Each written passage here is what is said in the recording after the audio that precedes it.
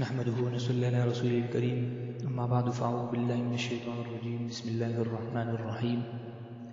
حافظوا على الصلوات والصلاة الوسطى وقوموا لله قانت. وقال الله تبارك وتعالى في مقام آخر: إن الصلاة تنهى عن الفحشاء والمنكر. محترم سامعین، څنګه چې تاسو ته معلومه ده چې موږ هغه طریقې خایو کوم چې د مانځه دپاره ډېرې اهمې طریقې دي او ډېر خلک د هغې نه ناخبره دي، لکه د سحر مونځ شو، د جمعې او د عیدینو مونځ شو. نو د دې نه مخکې مسله موږ دا ذکر کړې وه چې په هغې کې انسان په دویم رکعت کې شامل شي، او د هغې نه مخکې دا مسله وه چې د ماسپښین، د مازدیګر او د ماسخوتن مونځ 4 رکعت دی. په دویم رکعت کې خلک انسان شامل شي، نو د هغې څه طریقه کار دی.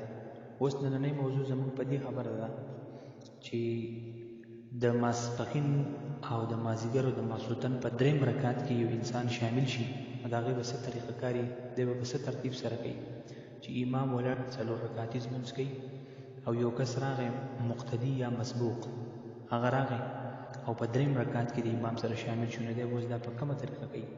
ځکه چې د دغه انسان نه دغه اولنی او دویم رکعت د ده نه پاتې شو، نو اولنی رکعت به داسې کولی، اوس به اول ثنا ووایي، بیا به تعوذ ووایي، بیا به تسمیه ووایي، بیا به فاتحه ووایي، بیا به آمین ووایي، او صورت به ورسره میلاو کړي، رکوع به وکړي، 2 سجدې به وکړي، نو اولنی رکعت به د پوره شي.